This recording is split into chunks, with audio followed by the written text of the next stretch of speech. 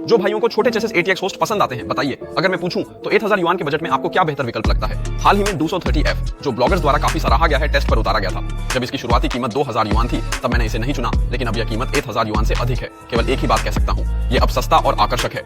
संक्षेप में 230F reverse कीमत में कटौती के बाद प्रशंसा के योग्य है।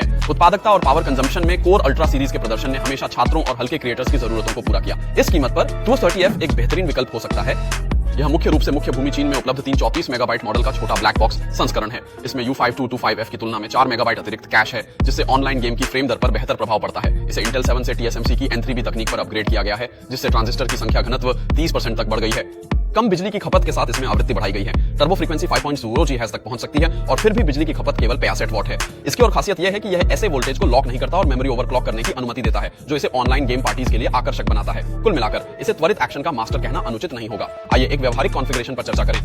हमारे पास आधा ऊंचाई वाला ग्राफिक्स कार्ड नहीं है, तो टेस्टिंग के लिए संगत प्लेटफॉर्म का प्रयोग किया। हमारा दृष्टिकोण सीधा साधा है। दूसरों TTF की कम पावर खपत को देखते हुए महंगे मदरबोर्ड पावर सोल्यूशन की आवश्यकता नहीं है। कलरफुल B860i जो एट आइटम CPU का समर्थन करता है, एक किफायती विकल्प है।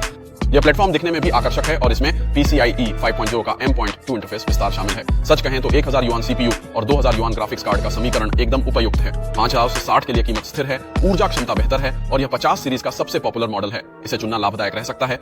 इसमें गलती की संभावना बेहद कम है। मेमोरी के विषय में मैं सलाह दूंगा कि बाजार वर्तमान में अनावश्यक रूप से मूल्यवान है, तो विश्वसनीय बड़ी ब्रांड की चिप्स के साथ जाएं।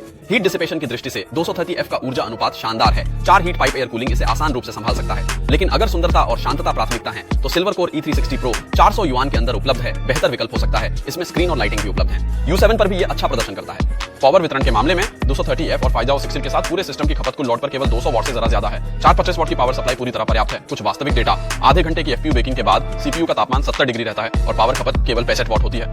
1 घंटे के डबल बेकिंग के बाद CPU का तापमान 71 डिग्री है और ग्राफिक्स कार्ड का तापमान 83 डिग्री है। यह तापमान और स्थिरता वास्तव में ITX खिलाड़ियों के लिए अनुकूल है। सैद्धांतिक रनिंग स्कोर के संदर्भ में CPU Z Fortune 490F की तुलना में लगभग 70% बेहतर है। बेंच R3 की तुलना में Fortune 90F के लिए प्रदर्शन में 10% सुधार हुआ है।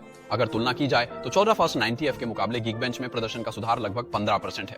टेस्ट की बात करें तो कंप्रेशन प्रदर्शन Fortune 490F से बेहतर है, लेकिन डीकंप्रेशन में थोड़ा कमजोर है। ब्लेंडर के रेंडरिंग प्रदर्शन में लगभग 5% सुधार हुआ है और कुल प्रदर्शन में 8% से 10% तक सुधार देखने को मिला। सारांश में प्रदर्शन स्थिर है, कीमत अनुकूल है और बिजली की खपत कम है। तो चलिए सीधे गेम टेस्ट पर आते हैं। पहले CS2 को देखें। 1080p हाई ग्राफिक्स सेटिंग्स पर औसत फ्रेम 334 FPS और 1% लो फ्रेम 167 FPS रहे। मुख्य धारा के ISO80p 300 GHz डिस्प्ले के लिए पर्याप्त है। डेल्टा ऑपरेशन में 8080p हाई ग्राफिक्स प्रीसेट और अपस्केलिंग बंद करके औसत फ्रेम 164 FPS और 1% लो फ्रेम 92 FPS मिले। अगर DLSS क्वालिटी मोड या आसान ऑप्टिमाइजेशन उपयोग करें तो BMW 2K 180 Hz के डिस्प्ले पर चलाना भी कोई समस्या नहीं है। साइबरपंक 2077 के 8080p हाई ग्राफिक्स प्रीसेट और अपस्केलिंग बंद स्थिति में औसत फ्रेम 114 FPS और 1% लो फ्रेम 78 FPS रहे। ब्लैक मिथ वुकॉन के समान सेटिंग्स पर औसत फ्रेम 67 FPS रहे, लेकिन 1% लो फ्रेम 57 FPS रहे, बहुत स्थिर। अगर आप अपस्केलिंग या फ्रेम बूस्टिंग जोड़ें तो 2K क्वालिटी भी आसानी से चल जाएगी। टेस्ट में DLSS क्वालिटी मोड और 2K हाई ग्राफिक्स पर खेल 60 FPS से ऊपर रहा। इसके बाद मॉन्स्टर हंटर शैडो टेस्ट की बात करें तो गेम का ऑप्टिमाइजेशन थोड़ा खराब था, इसे अधिकतम टेस्टिंग मान लें। उपरोक्त सेटिंग्स पर औसत फ्रेम 68 FPS था और 1% लो फ्रेम केवल 36 FPS रहे। मिलने योग्य प्रदर्शन था, लेकिन संतोषजनक नहीं। DLSS क्वालिटी मोड चालू करने पर स्थिति बेहतर हो गई। औसत फ्रेम 55 FPS और 1% लो फ्रेम 50 FPS रहे। यह एक स्थिर और खेलने योग्य स्तर पर पहुंच गया। तो अंत में कहना चाहूंगा कि अगर आप एक छोटे कंप्यूटर की असेंबली करना चाहते हैं तो हार्डवेयर, आकार, बिजली खपत और कूलिंग सभी की गणना करनी होगी।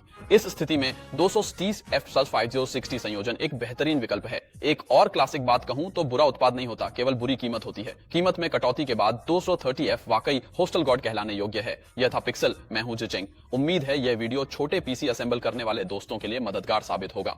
सादगी से संग्रह करें और अगले वीडियो में मिलते हैं।